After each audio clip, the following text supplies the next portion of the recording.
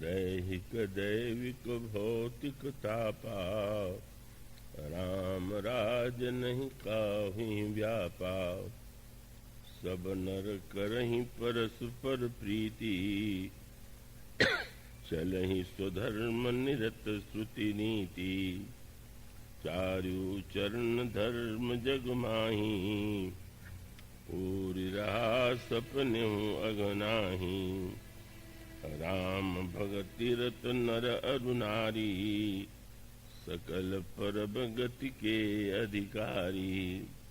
अल्प मृत्यु नहीं कौन्यू पीरा, सब सुंदर सब विरुज शरीरा। नहीं दरिद्र को दुखी न दीना, नहीं को अबुधन लज्जन हीना। सब निर्दम्भ धर्म रत गुपूनी, नर अरु नारी चतुर सब गुणी। सब गुणज्ञ पंडित सब ज्ञानी, सब कृतज्ञ नहीं कपट सयानी। राम राजन वगेश सुनु, सचराचर जग माहि। काल कर्म स्वभाव गुण, कृत दुख काहुहि नाहि।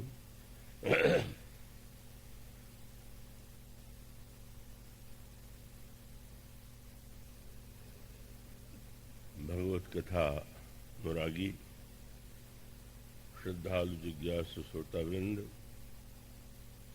भक्तिमती भावनामयी माताएं, उन सब के प्रति मेरा सत सत प्रणाम। आइए इस बार कथा प्रसंग के लिए जो केंद्र चुना गया यहाँ के भक्तों के द्वारा, वह है राम राज्य। अभी इस यात्रा में मैं जिस दिन पहुंचने वाला था, उस दिन न पहुंच करके दूसरे दिन पहुंचा। इतना अधिक विलंब हो गया यात्रा में, गाड़ी इतना घूम करके आई। तो किसी ने कहा कि ये विघ्न क्यों पड़ा, तो मैंने कहा उस राम राज्य की स्थापना के लिए तो 14 वर्ष लग गए थे। अगर यहाँ 14 घंटे देर हो रही है कथा के लिए तो कोई आश्चर्य नहीं है। और इसका अर्थ ये है, राम राज्य शब्द बहुत प्रचलित है, इन दिनों में भी प्रचलित है। पुराणों में भी राम राज्य की महिमा, राम राज्य के स्वरूप का वर्णन किया गया है। पर मुझे ऐसा लगता है कि इस शब्द का प्रयोग अधिक न किया जाए तो शायद अच्छा हो। इसका तात्पर्य है कि राम राज्य का स्वरूप इतना उदात्त है, इतना ऊंचा है कि इस शब्द का प्रयोग जिस अर्थों में आज किया जाता है वो उससे सर्वथा भिन्न है। महात्मा गांधी ने भी, उन्होंने इस युग के संदर्भ में राम राज्य की स्थापना का संकल्प समाज के सामने प्रस्तुत किया था और इस शब्द का प्रयोग बहुत व्यापक रूप में किया जाता है। पर जैसा कि कल मैंने कहा था कि राम राज्य में ये श्री रामचरितमानस की श्रेष्ठ राज्य के लिए 2 नाम दिए गए, एक तो सुराज्य और दूसरा राम राज्य। तो वस्तुतः हम और आप अधिक से अधिक जो प्रयास कर सकते हैं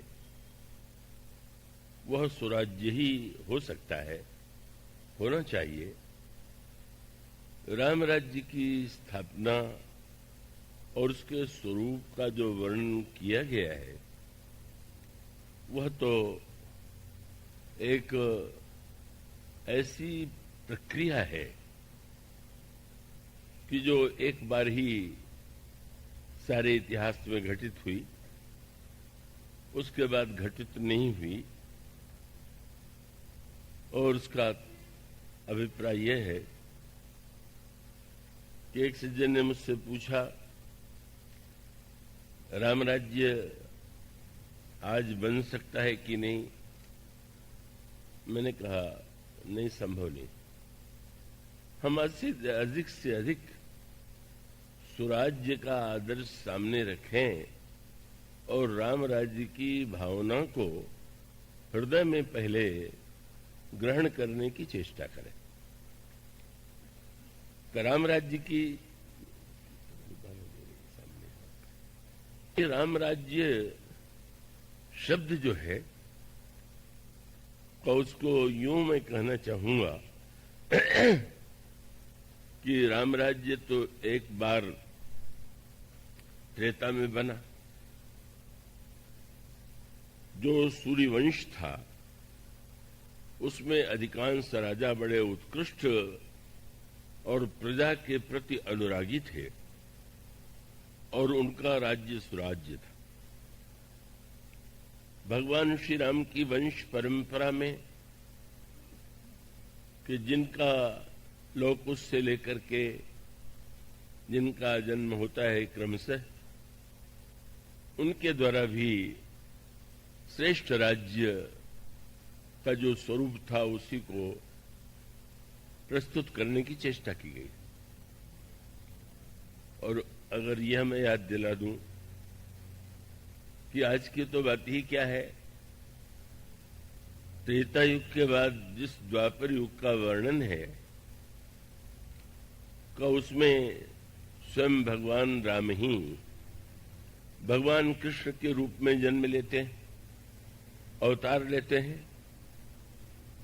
भगवान कृष्ण वही ईश्वर होते हुए भी द्वापर युग में राम राज्य या कृष्ण राज्य नहीं बना सके, नहीं बन पाया।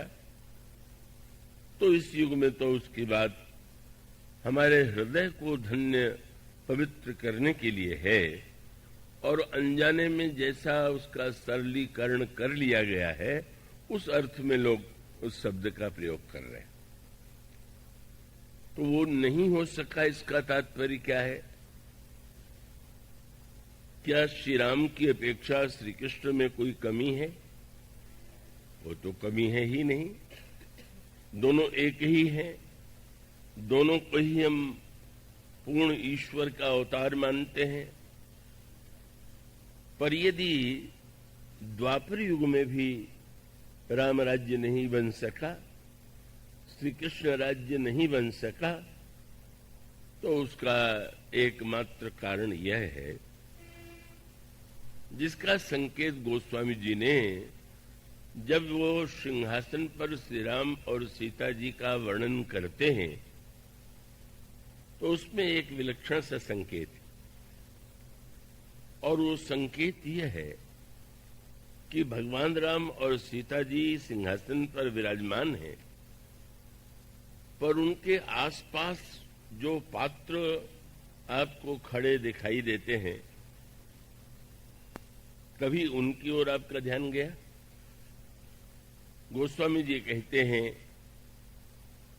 राज चिन्ह के रूप में जो वस्तुएं उस समय युग में मानी जाती थी, रामायण के पात्र जो वहां थे वो अलग अलग वस्तुओं को उठाए हुए थे।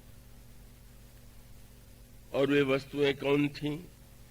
वे कहते हैं छत्र, चामर, व्यजन, धनु, अस्सी, चर्म और शक्ति। और उठाने वाले कौन हैं?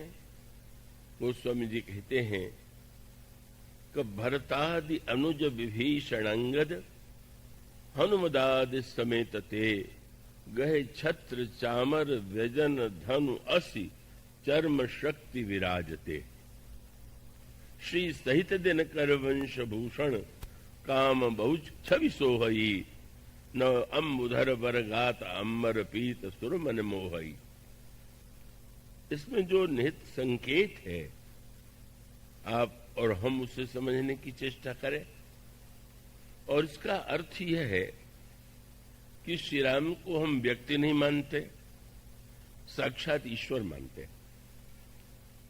अगर ईश्वर के द्वारा ही राम राज्य बन पाता होता तो वह ईश्वर तो हम सबके हृदय में ही विराजमान है, ऐसा सारे शास्त्र कहते हैं, ऐसा सभी आचार्यों का मत है। और तब उसका सूत्र यह है कि राम राज्य की स्थापना के लिए केवल ईश्वर का होना ही यथेष्ट नहीं है, आवश्यकता इन पात्रों की है।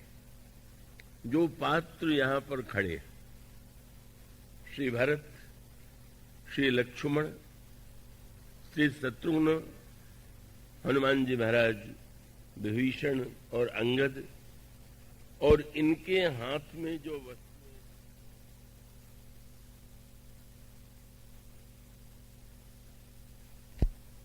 अगर हम उसे समझ लें तो हम यह समझ सकते हैं कि वस्तुतः राम राज्य की स्थापना कितनी जटिल, कितनी असंभव प्राय।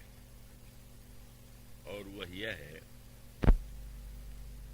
कि श्री राम तो प्रत्येक युग में है।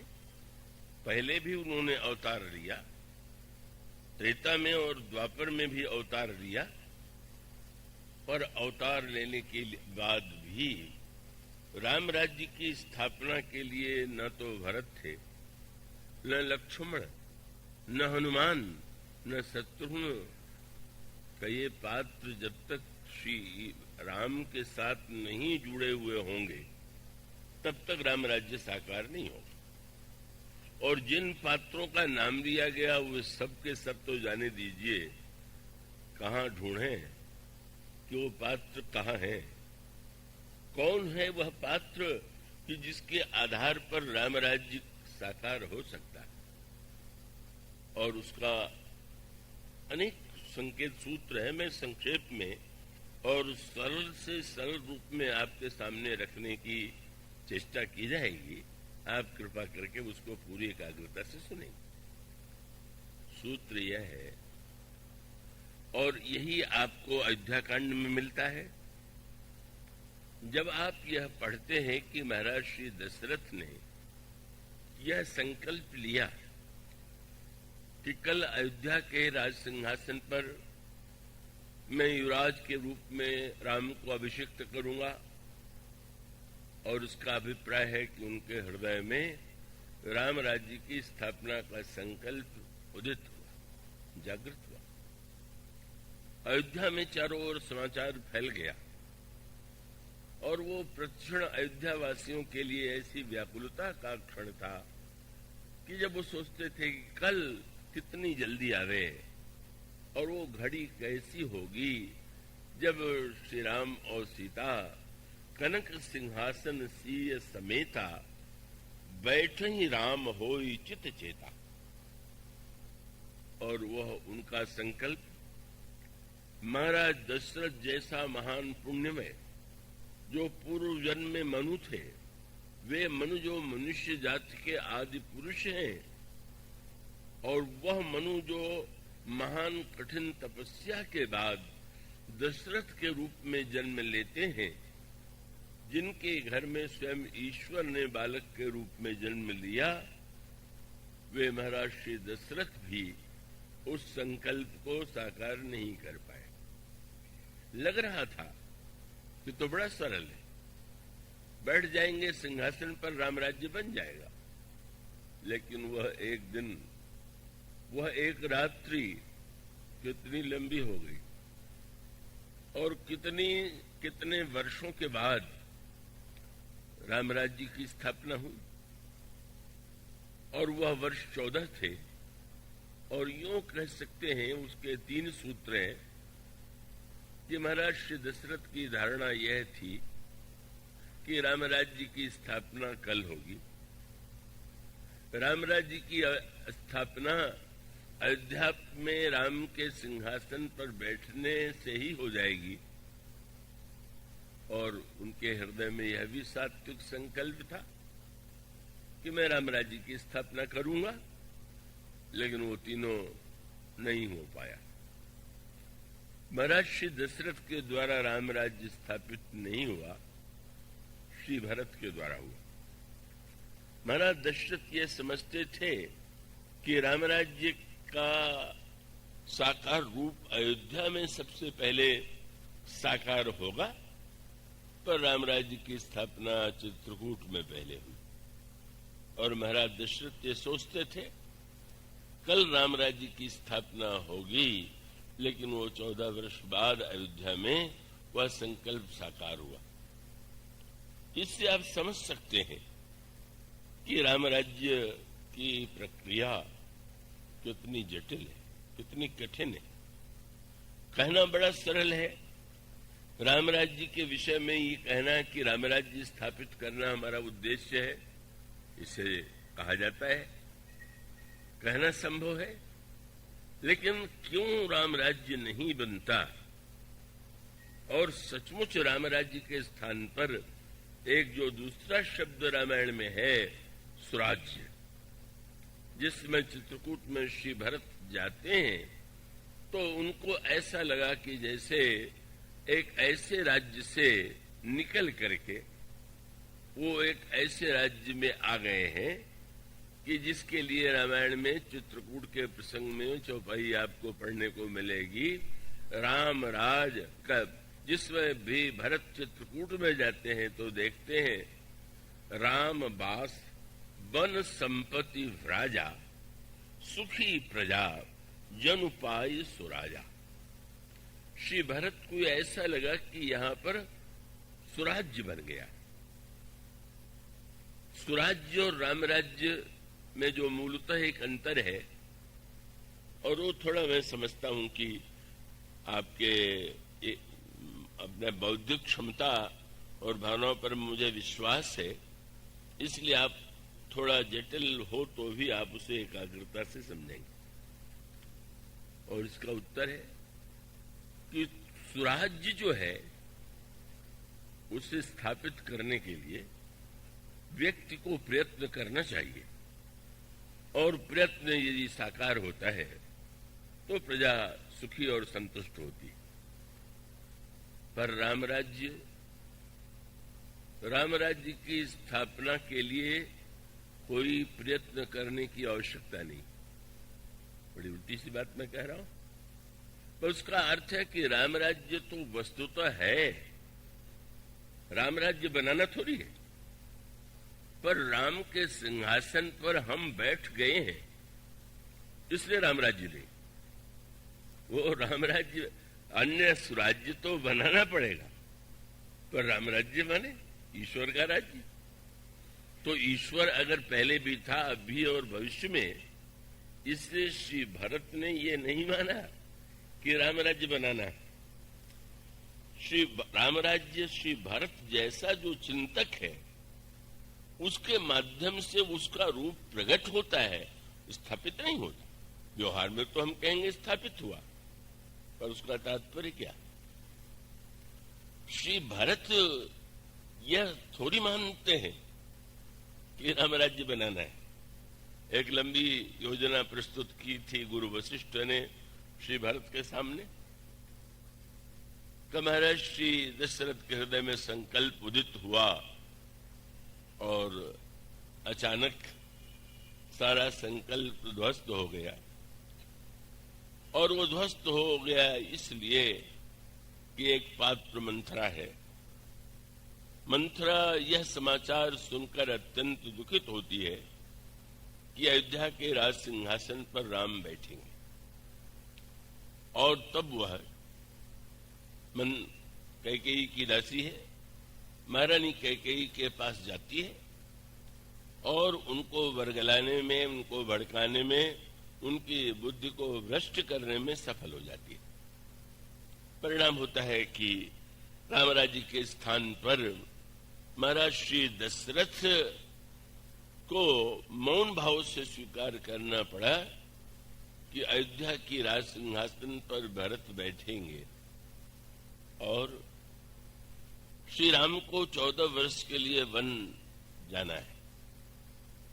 वे अपनी उस स्थिति में थे ही नहीं कि जब वो बोल सकें, निर्णय दे सकें, पर उनके सामने कैकेयी ने जब यह प्रस्ताव रखा तो उस समय श्री राम ने उसे बड़ी ही प्रसन्नता से स्वीकार कर लिया। और प्रसन्नता से स्वीकार करने के बाद श्री राम वन चले जाते हैं। श्री राम वन जाते हुए अत्यंत प्रसन्न है, अत्यंत आनंदित है। और उसके पश्चात महाराज श्री दशरथ इतने व्याकुल हैं कि वो अपने प्राण का परित्याग कर देते हैं। ननिहाल से श्री भरत को बुलाया जाता है और गुरु वशिष्ठ धर्म का निरूपण करते हुए श्री भरत से कहते हैं कि तुम्हारे पिता इतिहास में एक ऐसे व्यक्ति हैं जैसा व्यक्ति आज तक कभी कोई नहीं उत्पन्न हुआ था। उन्होंने कहा कि हाँ, तुम्हारे कुल में भी और इतिहास में भी ऐसे व्यक्ति हुए हैं जो धर्म और मर्यादा परायण थे, और ऐसे व्यक्ति भी हो सकते हैं कि जो भावुक या भक्त रहे। लेकिन दोनों का निर्वाह एक व्यक्ति के जीवन में नहीं दिखाई देता। जो कर्तव्य परायण होते हैं, धार्मिक होते हैं, उनमें स्वाभाविक रूप से थोड़ी शुष्कता होती है, और शुष्कता के बिना मर्यादा का पालन भी नहीं हो सकता। कठोरता के बिना मर्यादा की रक्षा भी नहीं हो सकती। और जो भावुक होते हैं, स्वाभाविक है कि वो बड़े कोमल होते हैं, सहृदय होते हैं, और उनका जीवन भावना के द्वारा संचालित होता है। और इसीलिए जब वो आपने प्रसिद्ध वाक्य सुना होगा कि प्रेम में नेम नहीं रहता, तो जहां पर भावुकता होती है, स्वाभाविक रूप से वो व्यक्ति उतना एक कठोर निर्णायक भी नहीं हो सकता, उतना मर्यादा का शुष्क पालक भी नहीं हो सकता। तो स्वाभाविक रूप से भावना और कर्तव्य का जो पथ है, उसमें भिन्नता है। धर्म यदि कर्तव्य का समर्थन करता है तो भक्ति में भावना को प्रधानता दी गई। महाराज गुरु वशिष्ठ ने कहा, तुम्हारे पिता इतने महान थे कि उन्होंने जैसा धर्म का पालन किया वह कौन कर सकता है। क्या? उन्होंने कहा, तुम्हारे पिता ने सत्य की रक्षा के लिए उन राम को वन भेज दिया जो उन्हें प्राण से बढ़कर के प्रिय थे। यह है उनकी मर्यादा, सत्यवादिता और धर्म के प्रति निष्ठा। लेकिन वो केवल मर्यादावादी ही नहीं थे। उन्होंने कहा कि उन्होंने राम को वन भले ही भेज दिया, पर भावना और भक्ति में वे इतने ओतप्रोत थे कि उन्होंने उस मर्यादा पालन के बदले में अपने को दंड दिया। और दंड यह था कि उन्होंने शरीर का परित्याग कर दिया। इतना बड़ा प्रेमी और इतना बड़ा धार्मिक कोई इतिहास में नहीं हुआ। यही गुरु वशिष्ठ ने उसकी व्याख्या करते हुए कहा कि तजऊ राम जही बचन ही लागी और तनु परिहरेऊ प्रेम पन लागी। ऐसे तुम्हारे महान पिता, और ऐसे जब तुम्हारे महान पिता, तुम उनके पुत्र हो। महाराज दशरथ की एक आज्ञा को श्री राम ने स्वीकार किया और वन चले गए। महाराज श्री दशरथ की दूसरी आज्ञा, उसका भार तुम्हारे ऊपर है। और यदि तुम उस आज्ञा को स्वीकार करते हो तो महाराज श्री दशरथ की जो बनाई हुई आस्था और भावना, मर्यादा का रक्षण है, श्री राम को जो परम प्रिय है, वह तुम्हारे जीवन में भी संपन्न होना चाहिए। इसलिए तुम राज्य को स्वीकार कर लो। और गुरु वशिष्ठ ने कहा, मैं जानता हूं कि तुम हृदय से भक्त हो, भावुक हो, प्रेमी हो, तो मैं यह भी कहना चाहूंगा कि जैसे तुम्हारे पिता ने दोनों बातों को एक साथ निभा के दिखा दिया, तुम भी उसका निर्वाह कर सकते हो। क्या? तुम राज्य स्वीकार कर लो, पिताजी के वाक्य को स्वीकार करके तुम सिंहासन पर बैठ जाओ। यह मर्यादा और धर्म के लिए आवश्यक है, समाज के लिए आवश्यक है।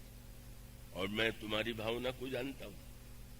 तुम राज्य सिंहासन पर नहीं बैठना चाहते तो तुम 14 वर्ष राज्य का पालन करो, और जब 14 वर्ष के बाद श्री राम लौट करके आवे तो सौंपे हु राज राम के आए, सेवा करो सने सुभाए।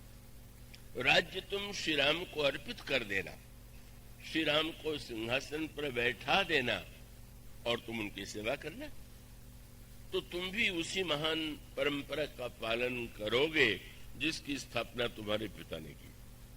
मर्यादा और भावना की रक्षा।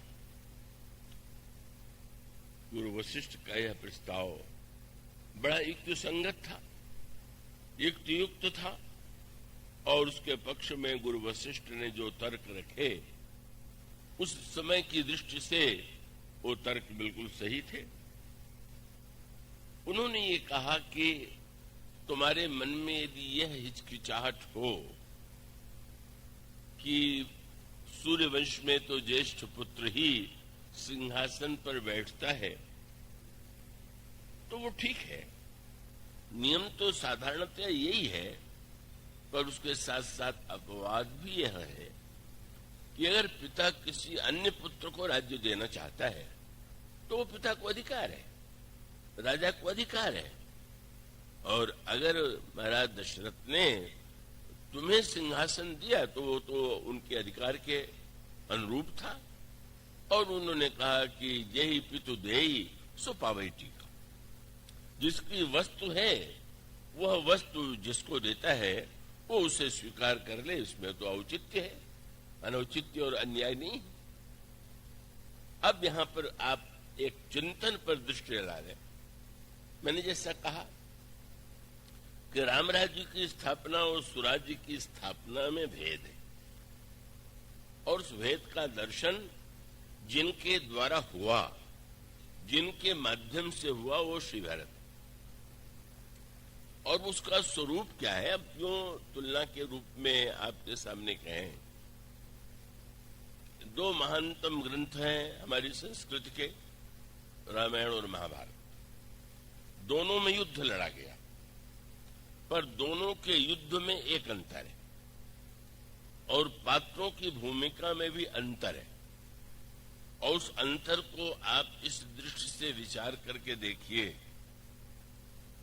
कि महाभारत का युद्ध किस लिए लड़ा गया, उसके मूल में क्या था।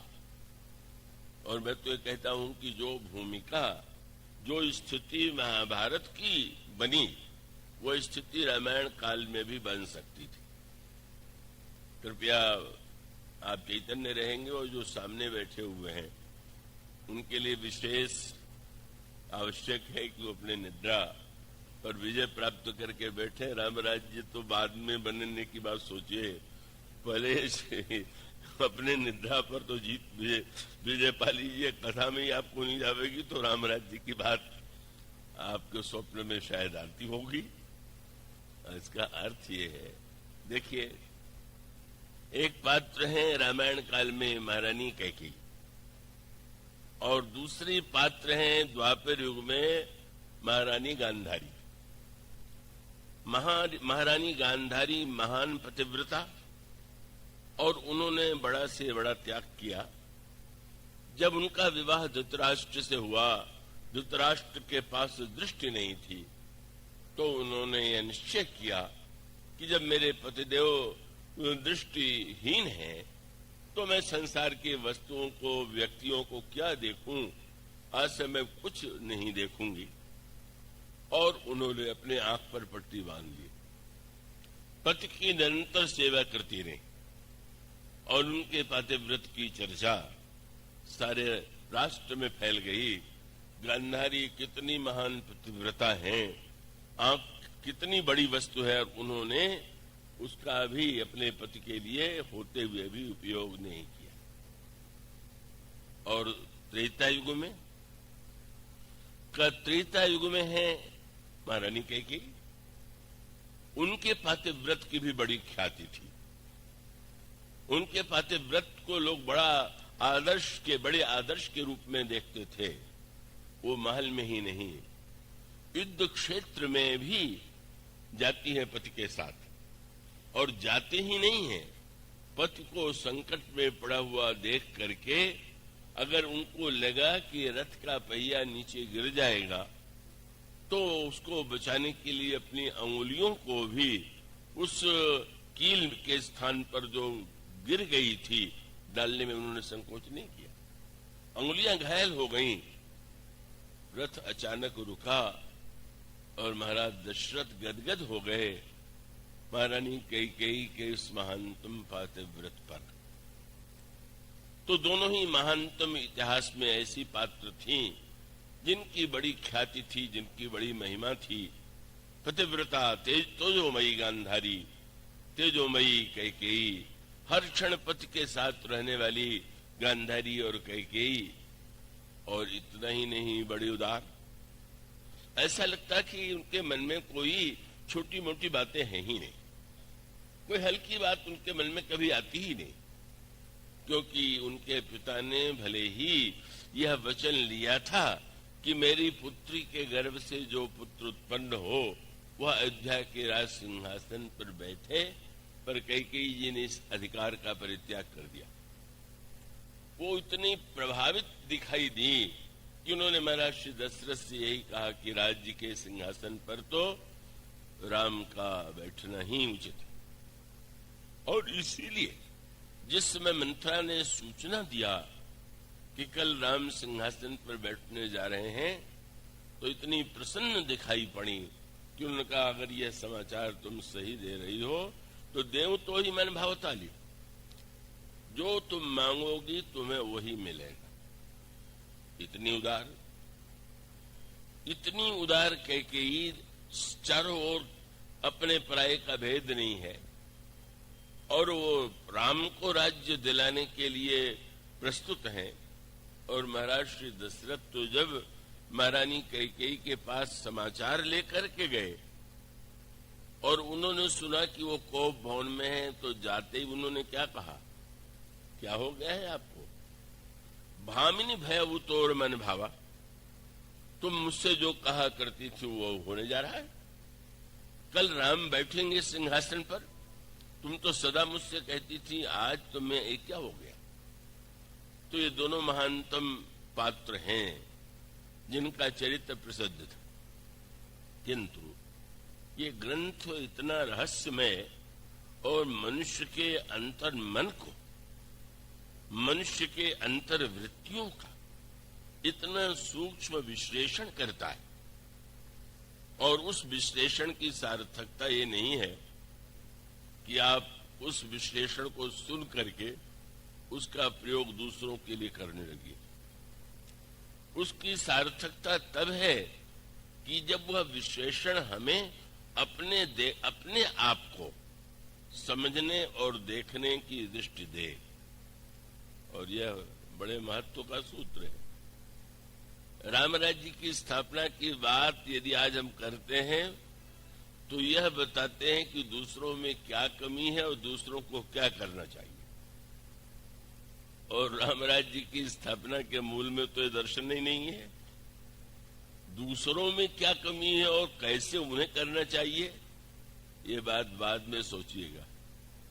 हम में क्या कमी है और हमें क्या करना चाहिए, पहले ये सोचना। जब हम सारी दृष्टि केवल दूसरों की कमी ढूंढने में लगा दें और अपनी विशेषताओं का गुणगान करने में लगा लें, तो मानो वह जो राम राज्य का दर्शन है उससे हम सर्वथा दूर चले गए, चिंतन से दूर चले गए।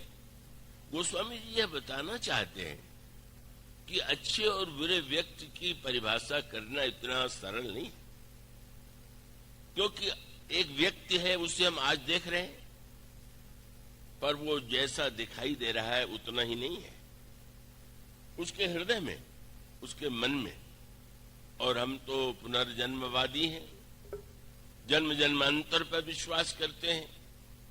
वो व्यक्ति आया हुआ है नए शरीर में, और पूर्व जन्मों के न जाने कितने संस्कार, न जाने कितनी कामनाएं, न जाने कितनी इच्छाएं लेकर के आया हुआ है। और आज वह जो दिखाई दे रहा है, हो सकता है कल वह वैसा न दिखाई दे। उसके भीतर जो कुछ है का वो कहां से का उसे आगे दूसरे रूप में दिखा बदल देता है। आप इस पर विचार कीजिए। हम लोग अपने जीवन पर विचार करें। हम लोग अपने आप को बड़ी सरलता से श्रेष्ठता का प्रमाण पत्र दे देते हैं, पर ये बताने के लिए गांधारी महान थी, पर कहीं कोई कमी थी कि नहीं? महारानी कैकेयी महान थी, पर उनमें कमी थी कि नहीं?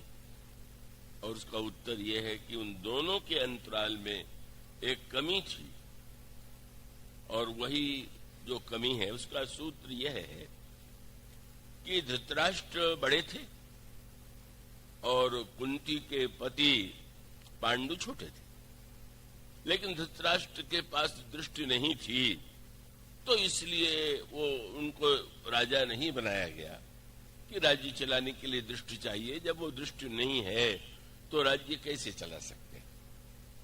पांडु राजा बने। अब वो पांडु तो बड़े ही धृतराष्ट्र के भक्त थे, आज्ञाकारी थे, पर अब उसका एक मनोवैज्ञानिक जो रूप है वो ये है कि धृतराष्ट्र के मन में यह तो आना स्वाभाविक था कि दृष्टि न होने से मैं राज्य से वंचित रह गया। और गांधारी के जीवन में भी वह बात तब सामने आई जब अचानक से यह समाचार मिला कि महारानी कुंती गर्भवती हो गई हैं और उधर महारानी गांधारी भी गर्भवती,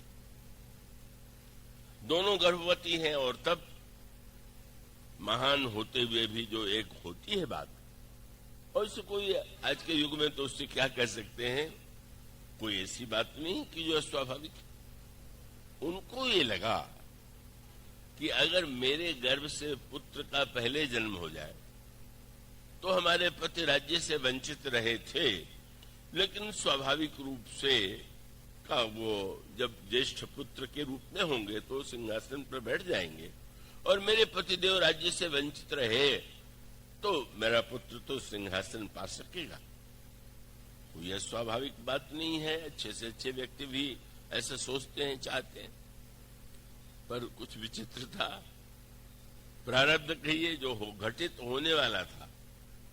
गांधारी को यह पता चला कि कुंती के गर्भ से पुत्र का जन्म हो गया, और तब इतना क्षोभ हुआ, इतना दुख हुआ, इतना कष्ट हुआ, लेकिन स्वाभाविक रूप से उन्होंने और किसी के स्थान पर क्रोध में आकर के अपने ही पेट पर मुक्के से प्रहार किया।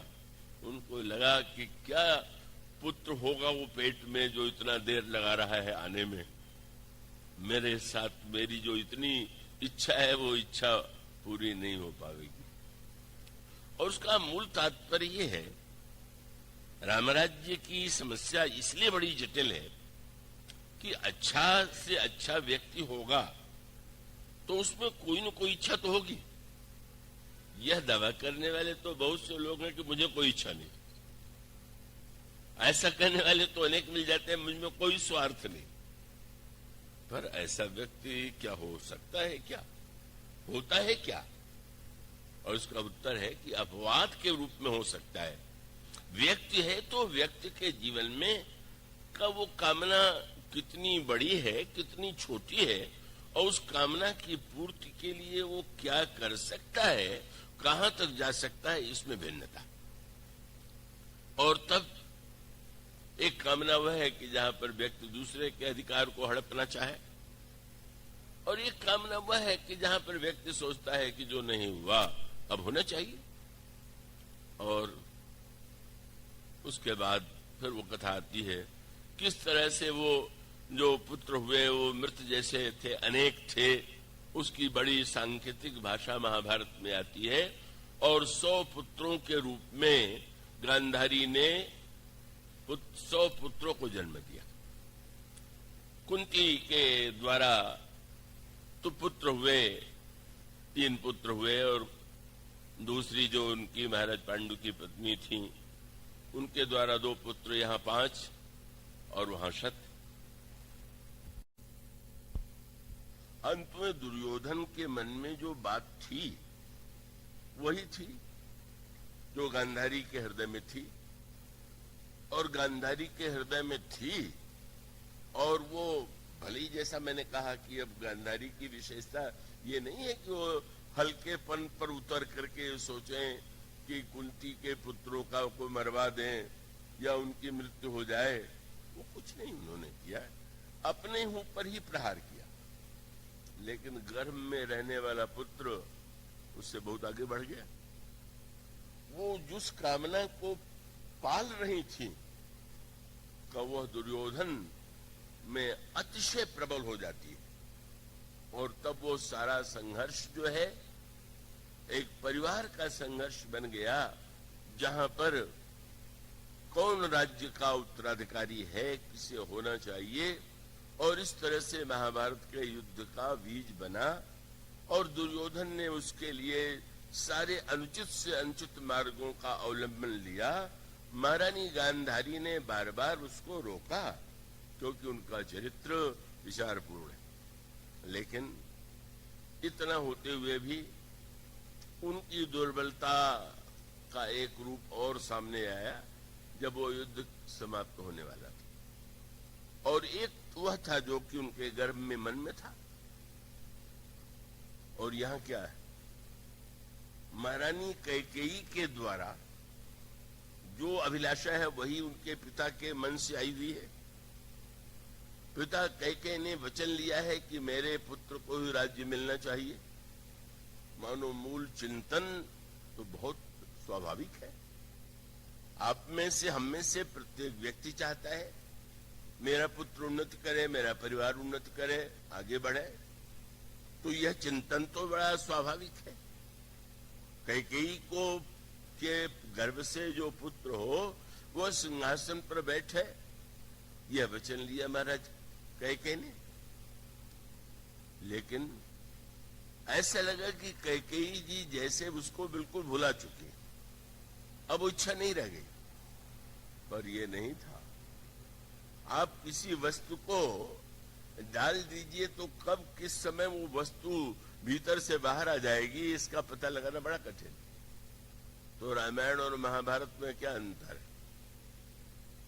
गांधारी और कैकेयी में अंतर इतना ही है कि गांधारी का पुत्र दुर्योधन है, और त्रेता युग में अंतर है कि महारानी कैकेयी के पुत्र भरत हैं। अगर महारानी कैकेयी के गर्भ से भी दुर्योधन जैसा जन्म ले लेता तो रामायण भी महाभारत बन जाता। और क्या हो सकता था? महाभारत बनने में क्या विलंब था? वहां भी वही संघर्ष हो जाता। राज्य किसे प्राप्त होना चाहिए, राज्य का अधिकारी कौन है? मानो बस अंतर दुर्योधन और भरत में है। अंतर उन दोनों जो पात्र हैं उनके अंतःकरण के संस्कार में वो समानता है। तो ये जो महाभारत का युद्ध है वो एक, उसको धर्म युद्ध कहते हैं। माने अगर किसी के साथ अन्याय हो रहा है तो अन्याय नहीं होना चाहिए, अन्याय नहीं सहना चाहिए। इस शब्द के नाते वह युद्ध हुआ। धर्म क्षेत्रे कुरुक्षेत्रे संवेतायोत्सव ममका पांडवाश्चैव किम कुर्वत संजय। रामायण का जो दर्शन है बस यही तो अंतर है। भला द्वापर युग में कभी राम राज्य बन सकता था, भगवान कृष्ण का राज्य बन सकता था। इसलिए भगवान तो बड़े चतुर निकले, वो सिंहासन पर कभी बैठे ही नहीं। वो बैठाया भी तो उन्होंने का जो कंस के पिता उग्रसेन थे, उग्रसेन ही सिंहासन पर बैठते हैं, और आप तो अपने आप को उससे अलग रखते हैं।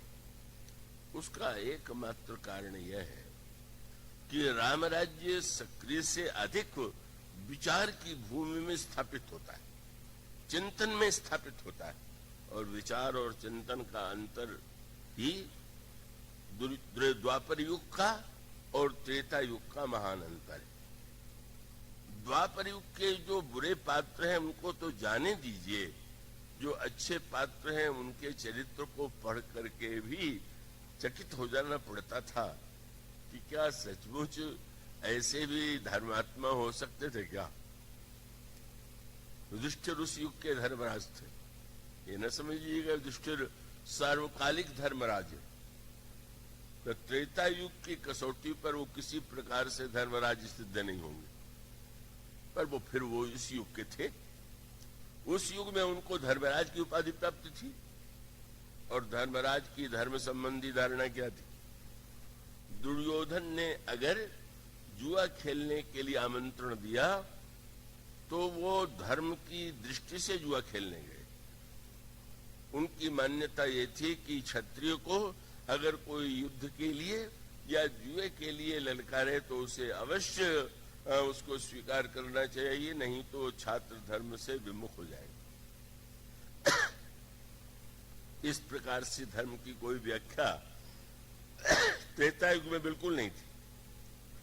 कोई युद्ध के लिए कहे और लड़ना जरूरी है, कोई जुए के लिए निमंत्रण दे तो जुआ खेलना जरूरी है। जो धर्म इस तरह से जिस युग की व्याख्या हो उस युग में क्या रामराज्य बनेगा। यह तो कल चर्चा चल रही थी, आज तो बहुत अधिक लोग हैं कि वे परशुराम जी महाराज तो श्री राम से यही कहते हैं कि तुम क्षत्रिय हो और क्षत्रिय युद्ध को से भागता नहीं है, तो मैं करू परितोष मोर संग्रामा, तुम युद्ध करो, मुझे संतुष्ट करो। भगवान राम अगर धर्म का वह अर्थ मानते होते कि चुनौती देने पर लड़ना जरूरी है तो खड़े हो जाते, हम आप भी खड़े हो जाते हैं। कोई ललकारे तो कहेंगे अच्छा हम देख लो तुम क्या कर लोगे। परशुराम जी की अपेक्षा श्री राम बहुत अधिक शक्ति संपन्न है, समर्थ है। और परशुराम जी कहते हैं कि तुम युद्ध की चुनौती स्वीकार करो, और वह क्षत्रिय भगवान राम, उनके जिनका क्षत्रिय जात में जन्म हुआ था, उनका उत्तर क्या था। उन्होंने यही तो कहा कि महाराज युद्ध के बाद भी तो एक व्यक्ति जीतता अथवा हारता है, तो बस मैं अभी आपसे कहता हूं कि सब प्रकार हम तुम संहारे, क्षमो विप्र अपराध हमारे, हम आपसे हार स्वीकार करते। अब धर्मात्मा श्री राम है कि धर्मात्मा युधिष्ठिर है। और युधिष्ठिर के बाद जाने लीजिए पितामह भीष्म इतने बड़े धर्मात्मा के रूप में प्रसिद्ध थे, लेकिन उनकी धर्म संबंधी जो धारणाएं थीं, कितना विचार की कसौटी पर ऐसा लगने लगता है कि अरे ये क्या धर्म का चिंतन हुआ, क्या ये व्याख्या हुई। इसका अर्थ है कि द्वापर युग का प्रत्येक व्यक्ति धर्म की अपनी धारणा, अपनी मान्यता और उसी को सत्य मान करके लड़ करके प्राण दे देता है। यही उसकी वीरता का सबसे बड़ा प्रमाण है। जिसको उसने धर्म माना का उसने कहा हम उसके लिए लड़के प्राण दे देंगे, सब कुछ छोड़ देंगे। और आप कल्पना कीजिए जुआ में जो व्यक्ति राज्य नहीं भाई को और भाई नहीं पत्नी को भी हार सकता है, ये तो दोष है। ये है कि भीष्म ने या द्रोण ने क्यों नहीं रोका, पर युधिष्ठिर क्यों नहीं बोलते, क्यों नहीं अर्जुन बोलते हैं। उनको भी तो कहना चाहिए कि तुम नग्न करने की चेष्टा करके अन्याय कर रहे हो, क्योंकि सब धर्म के विषय में उलझे हुए भ्रांत हैं। द्रौपदी यदि प्रश्न करती हैं कि जब महाराज स्वयं अपने को हार चुके थे तो मुझे हारने का उन्हें अधिकार कहाँ था, ये धर्म है कि अधर्म है। और महान धर्मात्मा विष्णु जो बैठे हुए, इसका अर्थ ये है कि सच बात तो यह है कि अधिकांश व्यक्ति इस शब्द का प्रयोग करते हुए जानते भी नहीं है कि वस्तुतः धर्म का तात्पर्य क्या है, धर्म का अर्थ क्या है, धर्म का उद्देश्य क्या है। इतने महानतम पात्र इस प्रकार के कार्य में उलझे हुए, और ये पढ़ करके तो मुझे बड़ी सोच के हंसी भी आती है। युद्ध प्रारंभ हो गया। उस समय युद्ध का एक धर्म ये सुन लीजिए कि किसकी ओर से आप लड़ेंगे? बोले जो आपको पहले निमंत्रण देने पहुंच जाए। ये विचित्र धर्म हुआ। ये क्या हुआ भाई? कोई भी आप निर्णय करें कि हम न्याय के पक्ष से लड़ेंगे तो समझ में आता है, पर आपके पास अगर न्याय पहले आ जाए तो आपका धर्म कहे कि अभी पहले आ गए तो इनकी ओर से लड़ेंगे।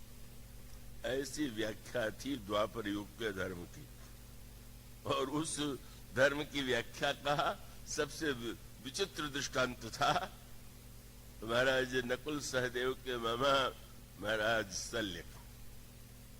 शल्य को निमंत्रण मिला युधिष्ठिर की ओर से पहले, तो उन्होंने निर्णय किया कि वो तो हमारे भांजे भी हैं और निमंत्रण भी पहले तो हम चलेंगे।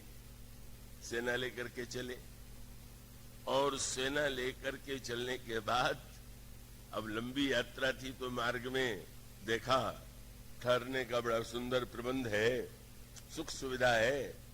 जो सेवक सामने निकल करके आए, आइए विश्राम कीजिए, रात्रि के बाद सवेरे जाइएगा। रात्रि को ठहरे, सुस्वादु व्यंजन भोजन किया, सोए, और प्रातः काल चलते समय वो रात को भी सोचने लगे कि मेरे भांजे युधिष्ठिर को कितना मेरा ध्यान है कि रास्ते में भी मेरे लिए प्रबंध कर दिया। अब बेचारे युधिष्ठिर उतने प्रबंध की स्थिति में तो थे नहीं। तब सेवकों से जब उन्होंने ये कहा कि मेरे भांजे युधिष्ठिर को मैं भी धन्यवाद दूंगा और तुम लोग भी कहना कि मैं बड़ा ऋणी हूं कि उन्होंने मेरे सुख सुविधा का इतना ध्यान रखा। और तब उन सेवकों ने कहा कि महाराज प्रबंध तो आपके भांजे की ओर से किया गया है, पर वो दुर्योधन महाराज हैं, युधिष्ठिर नहीं। अब महाराज शल्य की धर्म की व्याख्या सुन लीजिए। उनको लगा कि शास्त्र कहता है कि जिसका धान्य खा ले उसकी ओर से लड़े। अब मैंने दुर्योधन का अन्न खा लिया है तो दुर्योधन की ओर से लड़ना मेरा धर्म है। पढ़ करके आज भी आश्चर्य होता है कि ऐसा भी कोई चिंतन हो सकता है क्या? अगर निमंत्रण आया उनकी ओर से तो उनकी ओर से लड़ेंगे, भोजन कर लिया दुर्योधन का तो दुर्योधन की ओर से लड़ेंगे। और उनको दृढ़ विश्वास था कि धर्म ही सबसे बड़ी वस्तु है। युधिष्ठिर कितने भी प्रिय क्यों न हो, पर मैं धर्म का त्याग नहीं कर सकता। पर वो युधिष्ठिर से मिलने गए और यही कहा कि तुम तो बड़े धर्मात्मा हो, मेरे सामने धर्म संकट है, इसलिए मैं तो बाध्य होकर के दुर्योधन की ओर से लड़ूंगा।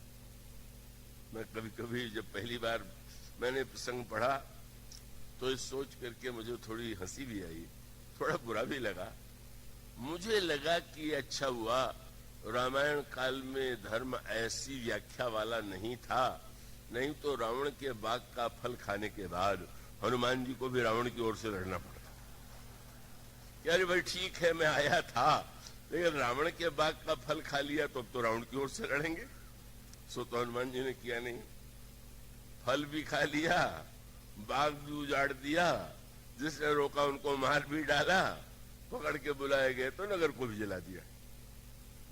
तो क्या है इसका अर्थ ये है कि महाभारत काल में धर्म की जो धारणा और व्याख्या थी वो महत्वपूर्ण धार्मिक इसलिए माने गए कि उसके लिए वो बड़ा त्याग करने को तैयार, बस इतना का उसको। और उसके साथ जो कथा है वो और भी विचित्र है। कहने लगे युधिष्ठिर मैं लड़ने तो जाऊंगा, पर मेरे मन में तो यह दुख रहेगा कि तुम्हारी ओर से लड़ नहीं पाया, तुम कुछ तो मुझसे वरदान मांग लो। युधिष्ठिर जी ने कहा कि नहीं। भगवान कृष्ण थे वहां विराजमान, कहने लगे कि नहीं, मामा से न मांगने पर इनको लगेगा कि तुम नाराज हो, तो मैं तुम्हारे बदले में इनसे मांग लूं। और कहने लगे कि मैं इनकी ओर से मांगू तो ठीक है आप मांग लीजिए। तो भगवान कृष्ण ने ये कहा कि जब कर्ण सेनापति बनेगा तो मैं जानता हूं मेरे समान सारथी की खोज करेगा, और इस युग में मेरे समान रथ चलाने की कला में तुम निपुण माने जाते हो। तो जिस समय कर्ण की ओर से यह प्रस्ताव आवे कि महाराज शल्य रथ हांके ना ही नहीं करना कि मैं राजा रथ होकर रथ थोड़ी चलाऊंगा, तुम स्वीकार कर ले। अच्छा महाराज, लेकिन इसमें आप इतना आग्रह क्यों कर रहे हैं? बोले आप देना चाहते हैं तो वचन दीजिए कि सारथी बन करके जब आप रथ हाँकें तो कर्ण पर इतने व्यंग करें कि वो क्रोध में आकर सारा अस्त्र शस्त्र भूल जाए और मारा जाए। शल्य ने कहा यो मस्तु यही करूंगा। कितना व्यापी धर्म है। माने लड़ने चले दुष्ट की ओर से, अन्न खा लिया तो लड़ेंगे दुर्योधन की ओर से, भगवान कृष्ण को वरदान दिया तो कर्ण को मरवाने की चेष्टा करेंगे। यही यह बताता है कि वस्तुतः धर्मस्य तत्त्वम निहितम गुहायाम महाजनो येन गतस्य पंथा। धर्म का तत्व कितना गहन है, धर्म को समझने की दृष्टि कितने कम लोगों के पास होती है, ये इसका दृष्टांत है। और ऐसे युग में भला रामराज जी का क्या प्रश्न उठ सकता है?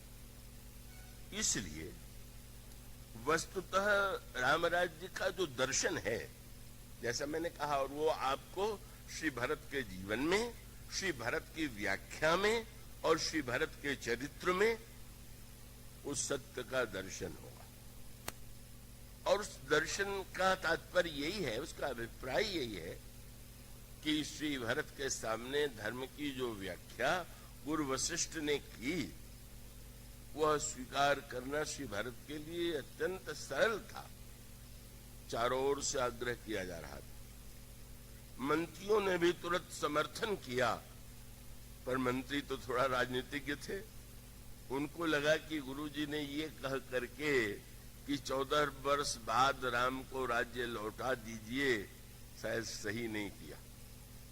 14 वर्ष के बाद कोई पद छोड़ना चाहेगा क्या? राज्य छोड़ना चाहेगा क्या? इसलिए उन्होंने थोड़ा संशोधन जोड़ करके समर्थन किया। कीजिए गुरु आए सु अवसी, कहीं सचिव कर जोरी, रघुपति आए उचित जस, तब करस बहोरी। आप राज सिंहासन पर बैठ जाइए, अब श्री राम के आने के बाद फिर देखा जाएगा, अभी टालो। कौशल्या अम्मा ने समर्थन किया। गुरुदेव आज्ञा दे रहे, पिता की आज्ञा है और राम को तो बड़ी प्रसन्नता होगी, तुम इस प्रस्ताव को स्वीकार कर लो।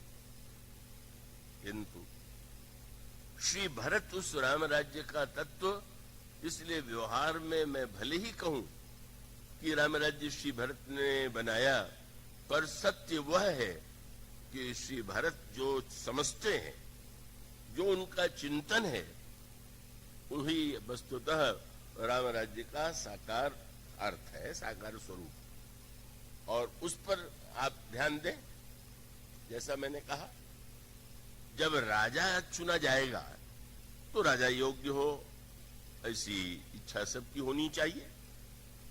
तो श्री भरत ने कुछ प्रश्न जो है अयोध्या वासियों के सामने रखे, और गुरु वशिष्ठ ने जितने तर्क किए, उन तर्कों को उन्होंने बिल्कुल अस्वीकार कर दिया। उन्होंने पहले तो गुरुदेव के सामने बड़े विनम्र शब्दों में यह निवेदन किया और प्रजा और मंत्रियों से भी पूछा कि जब आप राज सिंहासन पर मुझसे बैठने के लिए कह रहे हैं, तो आप मेरे प्रति उदार हैं कि अपने लाभ के लिए ऐसा कर रहे हैं? आपको यदि ये लगता हो कि भरत को राज सिंहासन दे रहे हैं, कितनी बड़ी वस्तु दे रहे हैं, तो आप लोग इस भ्रम में बिल्कुल मत पड़िए। वो मुझे राज्य नहीं चाहिए, राज्य नहीं चाहिए तो इसका अर्थ है आप तो बड़े त्यागी। लेकिन धन्य है श्री भरत, जो संग्रही होते हैं उनको संग्रह का अभिमान होता है, मेरे पास इतना है। और जो त्यागी होते हैं उनको अभिमान होता है, मैंने इतना छोड़ दिया। छोड़ दिया जिसने, उसको भी याद है कि लाखों छोड़ दिया, और जिसने रखा है वो उसको भी याद है कि मेरे पास लाखों है। लेकिन यह जो श्री भरत का चित्र है, चरित्र है, श्री भरत ने कभी नहीं स्वीकार किया कि मैं त्यागी। और व्याख्या कितनी सुंदर। हम सिद्ध यही करने की चेष्टा करते हैं कि हम कितने निस्वार्थ हैं, कितने त्यागी। और श्री भरत जी ने कहा कि आप लोग इतना छोटा पद दे रहे हैं, किसी को बुलाया गया शपथ ग्रहण के लिए, आइए। उन्होंने कहा मैं नहीं आऊंगा। लगा कि क्या पद का लोभ नहीं, पता चला कि नहीं, उनको राज्य मंत्री बनाया जा रहा था, वो पूर्ण मंत्री बनना चाहते थे, इसलिए वो शपथ ग्रहण के लिए नहीं गए। यहां श्री भरत ने ये कहा कि भाई आप लोग जो पद दे रहे हैं वो तो बड़ा छोटा है, और मेरी जो दीनता है, कृपया थोड़ा यहाँ पर एक शब्द है और रामायण की अपनी दृष्टि है, अपनी व्याख्या।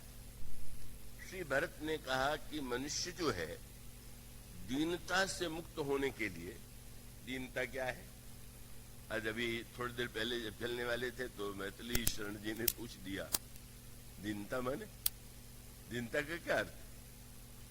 तो दीनता के संदर्भ में श्री भरत ने जो व्याख्या किया, उसके लिए एक विचित्र शब्द का उन्होंने प्रयोग किया। मैं फिर से कहूंगा कि आप उस शब्द की गहराई पर दृष्टि डालेंगे। उन्होंने कहा कि ठीक है, व्यक्ति को लगता है कि मैं छोटा हूं, धन पाके बड़ा हो जाऊंगा, पद पाकर के बड़ा हो जाऊंगा, तो दीनता का पहला अर्थ यही है, अभाव की अनुभूति ही दीनता। अब ये अभाव की अनुभूति कितनी अधिक है और उसकी पूर्ति हम कैसे करना चाहते हैं? कमी, अभाव का अनुभव, इसका अर्थ है कि व्यक्ति को लग रहा है कि ये मेरे पास नहीं है। एक व्यक्ति के पास धन है तो धन के बाद उसको अपने को धनी समझना चाहिए, पर उसको लगता है कि धन तो है पर नाम मेरा उतना नहीं है, मुझे कोई उपाधि नहीं मिली हुई है, मुझे कोई सम्मान नहीं मिला हुआ है। तो वस्तुतः दीनता का अर्थ है अभाव की अनुभूति। पर श्री भरत कहते हैं कि मेरी दीनता जो है वो दीनता ही नहीं है। क्या है? आप रामायण पढ़ते होंगे, मैं आपसे अनुरोध करूंगा कि आप नित्य नियम से पाठ किया करें, आप उसके अंतरंग अर्थों का आनंद ले सकेंगे जब उसमें एक एक शब्द के अर्थ पर आप दृष्टि डालेंगे। श्री भरत ने कहा, आपन दारुण दीनता, मेरी दीनता दारुण है। और उन्होंने यह कहा कि यह जो मेरी दीनता है वो अगर दीनता होती तो शायद अयोध्या के राजपद से मिट जाती, पर मेरी यह दारुण दीनता जो है वो तो राम पद से मिटेगी, राज्य पद से नहीं मिटेगी। उन्होंने कहा कि राज्य पद पाकर के आपन दारुण दीनता सबई कहूं समुझाए, देखे बिनु रघुवीर पद जी की जरन न जाए। कितना बड़ा सूत्र है। बोले पद पाकर के अगर जलन बढ़ती जाए तो क्या पद मिला? पद पाकर के जलन शांत हो जाए। कितने व्यक्ति हैं कि जो दावा कर सकते हैं कि हमें वस्तु मिलने पर हमारे हृदय की ज्वाला शांत हो गई। हम आप सब मस्तुता व्यक्ति के सामने इस सत्य को, जिसको दारुण शब्द के द्वारा बताया गया, उसके गहराई पर विचार नहीं करते। वस्तुजन्य जो अभाव है उसे दूर करना संभव है, पर जो एक विचारजन्य और मानसिक दैन्य है, अभाव है, वो हम मिटाने के लिए वस्तु के द्वारा तो कभी मिटेगी ही नहीं। वस्तुजन्य दीनता, आप किसी के पास मकान नहीं है तो मकान, कपड़ा नहीं है तो कपड़ा, और ये दीनता बड़े महत्व की है, ये मिटना नहीं चाहिए। लेकिन वह दीनता जो बाहर की वस्तु के द्वारा मिट सकती है, वह दीनता है। पर पूरी दीनता जिसको भरत जी कहते हैं, यह दारुण दीनता। यह दारुण शब्द का अर्थ क्या है? दारुण दीनता किसे कहते हैं? और इसका उत्तर आपको गोस्वामी जी के रामायण के अंतिम पंक्ति में, अंतिम छंद में मिलेगा। वो क्या है? जब रामायण की पूरी रचना हो चुकी तो गोस्वामी जी से पूछा गया इस रामायण से रामचरितमानस को हमें कितनी बार पढ़ना चाहिए। उनका पढ़ते रहो, गाते रहो, रामायण सुमरिए गाइए रामायण। फिर भी तो उन्होंने कहा कि वो तो 5 और 7 चौपाई भी बहुत। ऐसे लोग यहां भी होंगे जिन्होंने रामायण के नवाह पाठ बहुत किए होंगे, अनेक किए होंगे, और बड़ा अच्छा ये एक मनुष्य के जीवन की साधना है। लेकिन गोस्वामी जी कहते हैं कि रामायण की, रामचरितमानस की 5 और 7 जो चौपाइयां हैं, उतने से भी व्यक्ति का कल्याण हो सकता है। लेकिन एक शर्त लगा दिया उन्होंने, क्या? सतपंच चौपाई। इसको लेकर के बड़ा विवाद है, तर्क वितर्क है कि सतपंच माने क्या होता है। किसी ने कहा 7 × 5 = 35, किसी ने कहा नहीं 57, किसी ने 5000। गोस्वामी जी मेरी दृष्टि में तो यही कहते हैं कि 5-7 चौपाइयां। कोई कह सकता है हम तो पूरी रामायण पढ़ चुके, पर गोस्वामी जी ने कहा उसके साथ 2 बातें जोड़नी पड़ेगी। क्या? बोले सतपंच चौपाई मनोहर जानी। पहले उसको समझिए, जानिए कि है क्या, इस चौपाई में क्या कहा गया है, और जानने तक ही मत रुक जाइए। अगला वाक्य है सतपंच चौपाई मनोहर जान जे नर उरधर। बुद्धि से समझिए और हृदय में धारण कीजिए, तो यही कठिनाई आ जाती है। बहुत हुआ तो पाठ कर लिया, और होड़ है कि कितने घंटे में पूरा कर लेते। बहुत हुआ तो अगर बुद्धिमान हुए तो समझ लिया, पर उसको समझना है और हृदय में धारण करना है। गोस्वामी से पूछा गया उसको धारण करने से क्या होगा, तब उन्होंने दारुण की व्याख्या किया। दारुण दीनता क्या है? उसमें आपको मिलेगा दारुण अविद्या पंच जनित विकार श्री रघुबर है। मनुष्य के अंतर हृदय की जो दीनता है, दारुण दीनता है। और दारुण दीनता माने अविद्या के द्वारा जो दीनता उत्पन्न हो गई है, वही वस्तुतः दारुण दीनता है। अविद्या, उसके लिए एक शब्द है 5। श्री भरत उसी की ओर हमारा ध्यान आकृष्ट करते हैं। अविद्या की व्याख्या करते हुए रामायण में भगवान राम ने अविद्या की व्याख्या किया, और पातंजलि ये कहते हैं, यहां पर आया कि 5 जो दारुण अविद्या के रूप हैं वो नष्ट हो जाते हैं। उसका नाम पातंजलि जी ने दिया अविद्या, अस्मिता, राग, द्वेष और अभिनिवेश। ये जब तक 5 हैं तब तक व्यक्ति की दीनता मिट ही नहीं सकती। कोई ऐसा हो नहीं सकता कि ये 5 बनी रहे और उसकी दीनता मिट जाएगी। और वो अविद्या, अस्मिता, राग, द्वेष, अभिनिवेश। श्री भरत का तात्पर्य था कि समस्या का समाधान वह दिया जा रहा है जो समाधान नहीं, और समस्या का समाधान इसलिए नहीं है। उनका तात्पर्य तो बहुत सुंदर था कि जो कुछ अनर्थ हुआ है वह महारानी कैकेयी के लिए के द्वारा हुआ है, और महारानी कैकेयी ने जो कुछ किया है वो मेरे लिए, मुझे राज्य दिलाने के लिए किया। महारानी कैकेयी को विश्वास था कि मेरे पुत्र को राज्य मिलेगा तो इससे बढ़कर के कोई बात नहीं होगी। पर प्रश्न श्री भरत का यह था, क्या कैकेयी, महारानी कैकेयी के पास किसी वस्तु की कमी थी क्या? बस यही तो सूत्र है। महारानी कैकेयी के जीवन में जो दुख आया वो वास्तविकता का दुख नहीं था, कल्पना का दुख। और आप और हम गहराई से बैठ के देखें तो वास्तविक दुख तो है ही जीवन में, पर उससे कम काल्पनिक दुख नहीं है।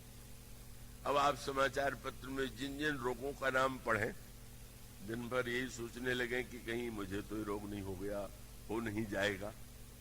अब वो न हुआ है, वो शायद हो भी नहीं, लेकिन अब उस चिंतन से आप बड़े दुखी हो रहे हैं, चिंतित हो रहे हैं।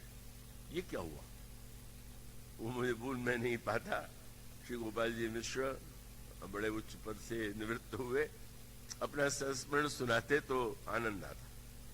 कहने लगे, हिंदू जब प्रयाग विश्वविद्यालय में मैं पढ़ रहा था तो कक्षा के पाठ्यक्रम कोर्स को छोड़ के मैं अन्य पुस्तकें भी पढ़ा करता था।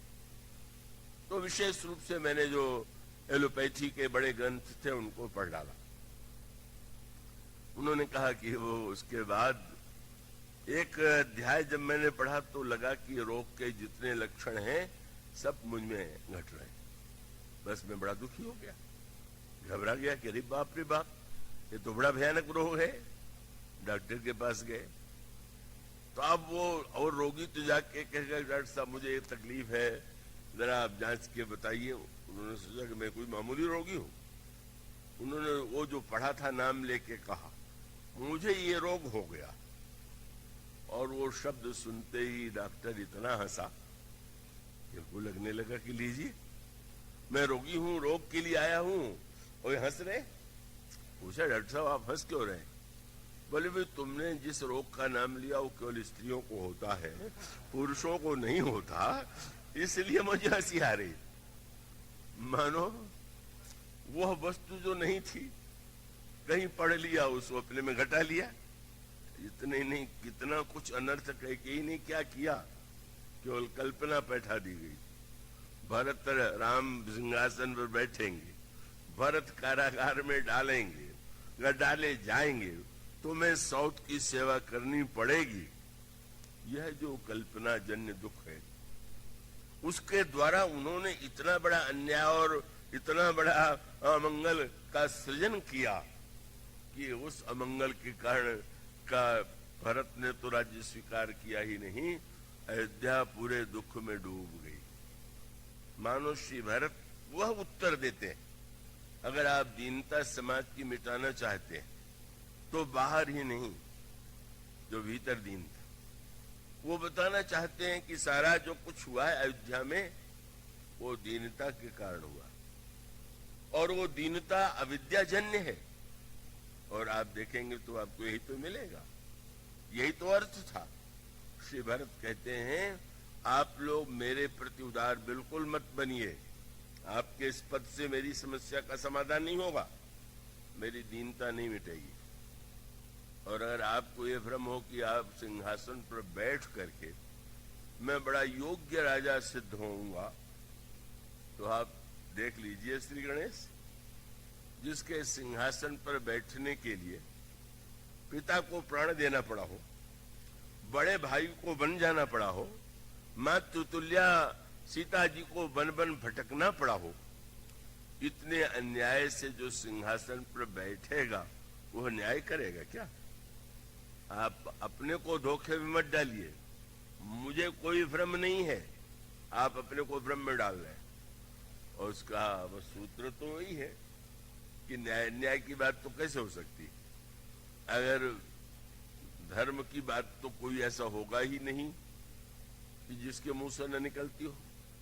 पर अगर एक गिरोह डाका डाले, लूट ले, छीन ले, हत्या कर दे और जो कुछ लेकर के आवे, और उसके बाद अगर वो कहने लगे कि ईमानदारी से बंटवारा होना चाहिए, तो कितना बढ़िया धर्म है।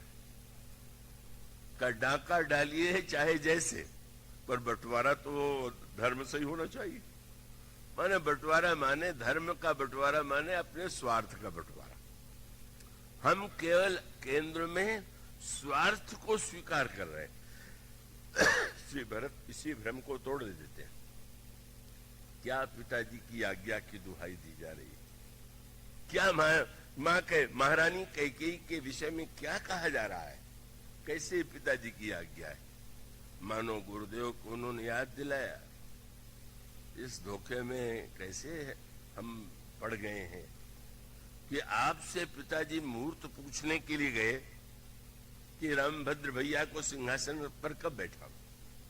आपने आदेश दिया, राज सिंहासन पर बैठाने का संकल्प उनके मन में था, कि वो श्री राम को बैठावे। और अचानक जब आप कहते हैं कि वो तुम्हें राज्य देना चाहते थे, तो क्या ये सच है क्या? मानो उन्होंने कहा भीतर बैठ के देखिए। इसलिए तुलसीदास जी की विशेषता है, बड़ी सीधी रामायण और बड़ी कठिन। जब कैकेयी ने वरदान मांगा महाराज दशरथ से दोनों, तो गोस्वामी जी का दोहा क्या है? तो उन्होंने लिखा, कौने अवसर का भयऊ गयऊ नारी विश्वास, जोग सिद्धि फल समय जिमि जति ही अविद्यानाश। महाराज दशरथ की दशा ऐसी हो गई कि जैसे योगी अपनी साधना के चरम स्थिति में अविद्या के द्वारा नीचे गिरा दिया गया। मानो श्री भरत कहते हैं, यह अविद्या ही तो सने अनर्थों के मूल में। और अविद्या क्या है? भगवान राम से लक्ष्मण जी ने पूछ दिया, महाराज माया क्या?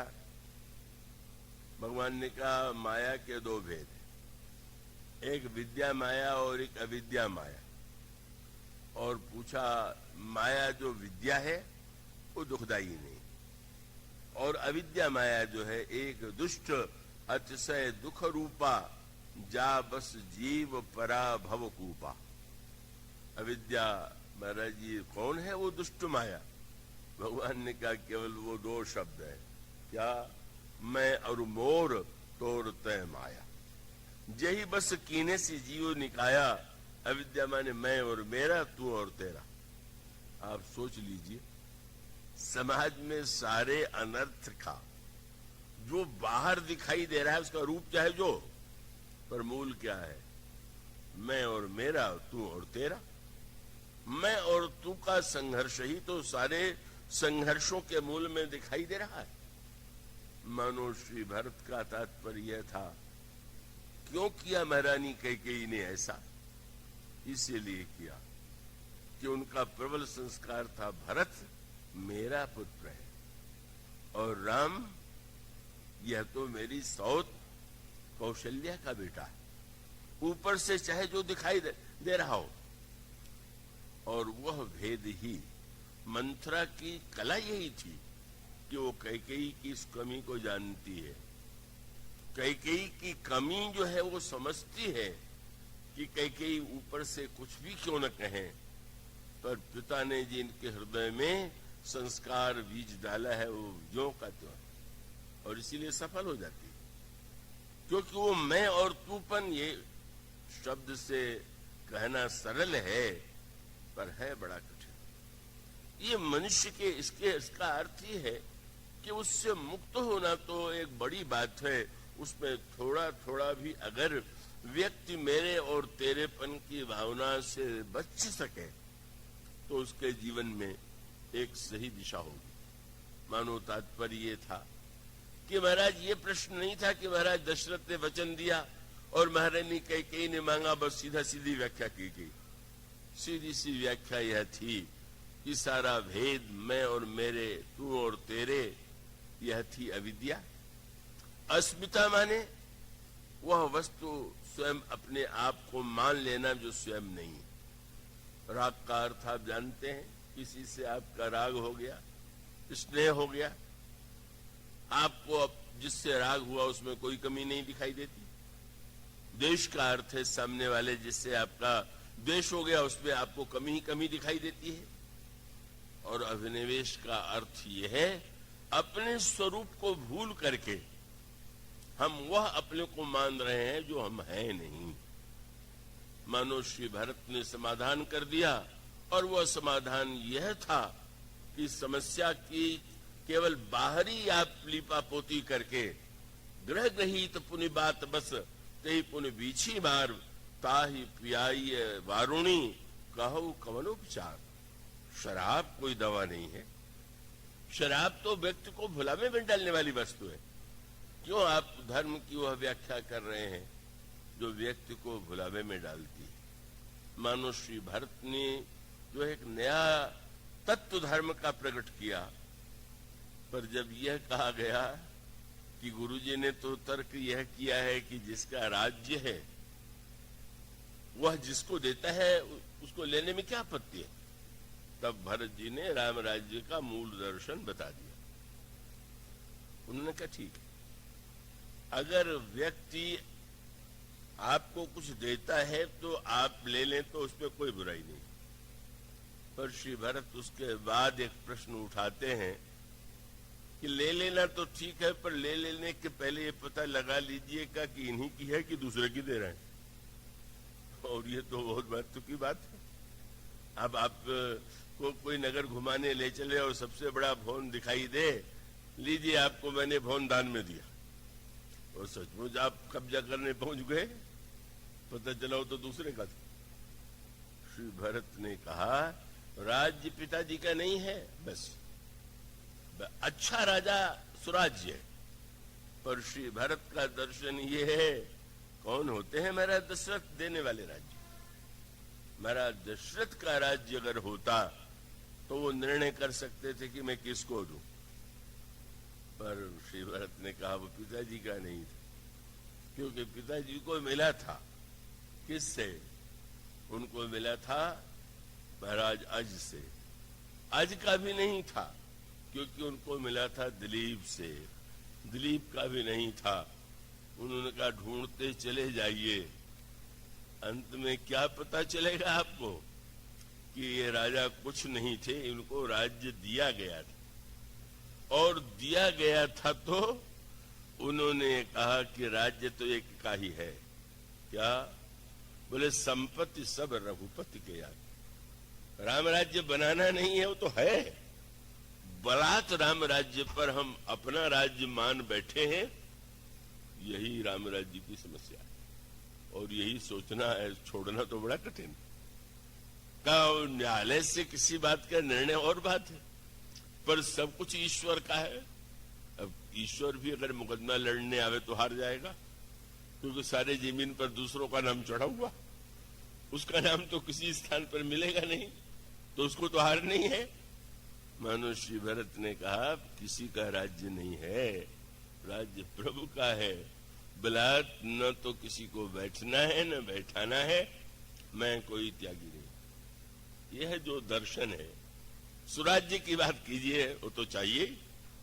उन भरत जी ने भी कहा कि राजा कैसा होना चाहिए, पर राम राज्य का अर्थ है जो कुछ है वह सब कुछ ईश्वर का ही है, व्यक्ति का नहीं। और उनसे जब भी किसी ने कहा, बड़ा मीठा प्रसंग आता है कि त्रिवेणी के तट पर खड़े हुए तो भरत जी ने कहा अर्थ न धर्म न काम रुचि, गति न चाहो निर्माण। न अर्थ चाहिए, न धर्म चाहिए, न काम चाहिए, न मोक्ष चाहिए। लगा इससे बढ़ के त्यागी कौन होगा, जिन्हें चारों फल नहीं चाहिए। लेकिन क्या मीठा संकेत है।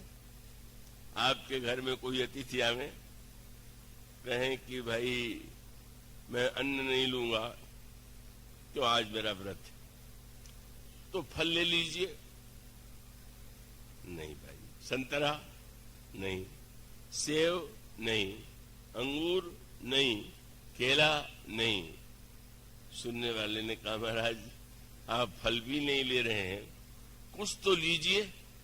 कहने लगे अच्छा नहीं, फलों का रस दे दीजिए, फल नहीं लेंगे। क्या बढ़िया त्यागी है। इसका अर्थ ये हुआ कि श्री भरत ने कहा कि मैं कोई त्यागी वागी नहीं हूं, आप फल दे रहे हैं, मुझे फल का रस चाहिए। और रस क्या है? समजम नियम फूल फल ज्ञाना, हरिपद रति रस वेद बखाना। मानो इसका अभिप्राय है राम राज्य की स्थापना इसीलिए बड़ी कठिन है कि स्थापित राज्य पर हम लोग बैठे हुए हैं।